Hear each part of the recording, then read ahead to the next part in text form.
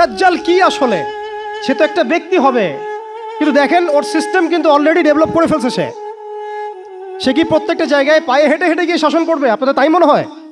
সে প্রত্যেকটা জায়গায় তার এজেন্টদেরকে বসাবে, এটাই বাস্তব। উমর রাদিয়াল্লাহু আনহু মদিনা থেকে পুরো বিশ্ব শাসন করেছেন, তিনি কি প্রত্যেকটা জায়গায় পায়ে হেঁটে হেঁটে গিয়েছেন? এটা কি পসিবল? ইসলামের প্রতিনিধি ছিল, সাহাবায়ে কেরাম বিভিন্ন জায়গায় ছিলেন তার পক্ষ থেকে। মাসিহুদ দাজ্জাল অনেকটা সেম কাজ করতে পারে।